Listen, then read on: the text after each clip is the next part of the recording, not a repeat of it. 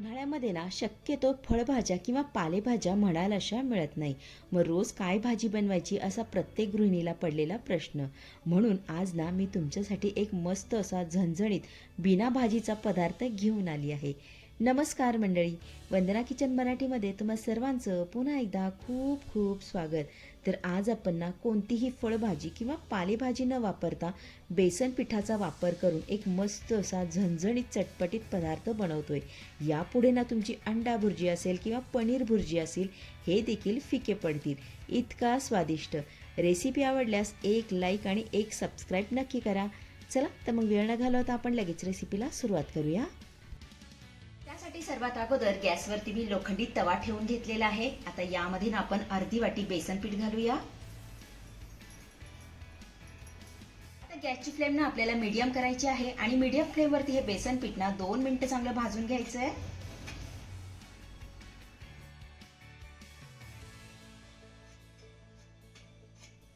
तर इथे ना 1 ते 2 मिनिटं हे बेसन पीठ मी चांगलं भाजून घेतलेलं आहे. यापेक्षा बेसन पीठ आपल्याला खूप जास्त भाजायचं नाहीये. आपण आता हे बेसन पीठ काढून घेऊया आणि थंड होण्यासाठी थोडा वेळ बाजूला ठेवूया.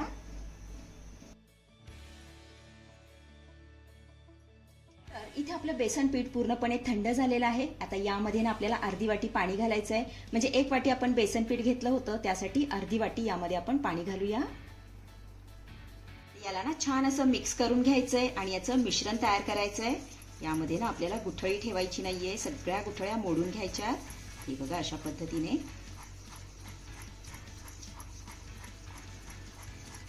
तर इथे बघा आपलं हे मिश्रण बनवून तयार झालेलं आहे. आता यामध्ये ना आपल्याला थोडंसं मीठ घालायचंय. त्यानंतर अगदी चिमूटभर यामध्ये आपण खायचा सोडा घालूया. आपल्याला हे सर्व साहित्य चांगलं मिक्स करून घ्यायचंय. तर इथे आपलं हे बेसन पिठाचं मिश्रण बनवून तयार झालेलं आहे. थोड्या वेळासाठी आपण हे मिश्रण बाजूला ठेवूया. त्यानंतर तव्यामध्ये मी 1 ते 1.5 चमचा तेल घालतेय. त्यानंतर अर्धा चमचा यामध्ये आपण मोहरी घालूया. त्यानंतर अर्धा चमचा जिरे घालायचंय. सोबतच 1 चमचा किसलेला लसूण घालूया. त्यानंतर थोडीशी कढीपत्त्याची पानं घालायची आहेत. त्यानंतर 2 बारीक चिरलेल्या हिरव्या मिरच्या घालूया. आता ही फोडणी ना आपल्याला अर्धा मिनिट चांगली परतून घ्यायची आहे.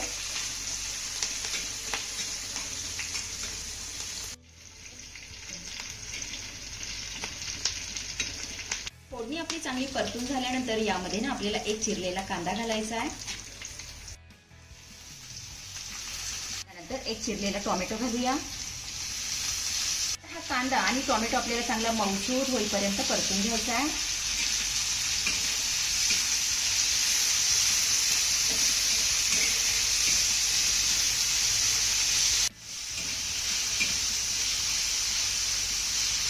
चला इथे आपला कांदा टोमॅटो चांगला मऊसूर परतून झाल्यानंतर यामध्ये आपण काही मसाले घालूया. अर्धा चमचा लाल तिखट, पाव चमचा हळद, पाव चमचा गरम मसाला, सोबतच अर्धा चमचा यामध्ये आपल्याला धनेपूड घालायची आहे. त्यानंतर चवीपुरतं मीठ घालूया. आता हे घातलेले मसाले आपल्याला चांगले मिक्स करून घ्यायचे.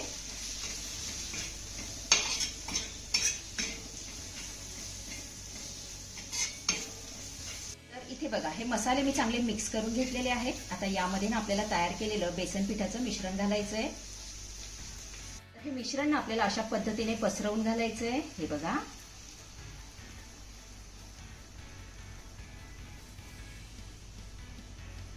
घातलेलं बेसन पिठाचं मिश्रण आपल्याला मिक्स करायचं नाही. तर 2 मिनिटांसाठी यावरनं आपल्याला झाकण ठेवायचंय आणि गॅसची फ्लेम मीडियम करायची आहे. 1 ते 2 मिनिटांनंतर यावरचं आपण झाकण काढूया. तर इथे तुम्ही बघू शकताय बेसन पीठ छान असं फुलून आलेलं आहे. आता हलक्या हाताने याला मिक्स करून घ्यायचंय. हे बघा.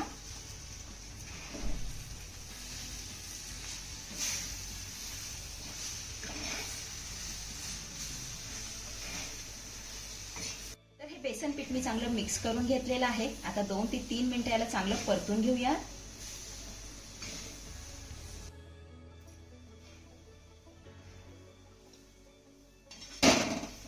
तर इथे तुम्ही बघू शकताय बेसन पीठ मी छान असं परतून घेतलेलं आहे. हे बघा मस्त असं मोकळं झालंय. तर आपली ही तवा बेसन भुर्जी बनवून तयार झालेली आहे. थोडीशी वरनं यावरनं आपण कोथिंबीर घालूया. छान मिक्स करून घेऊया.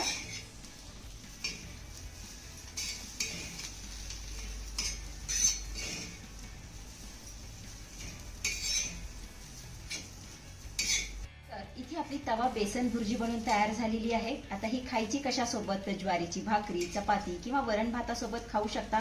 पावासोबत ना तर एकच नंबर लागते. अतिशय साधी आणि सोपी रेसिपी आहे. नक्की करून बघा. आपण आता ही भुर्जी काढून घेऊया.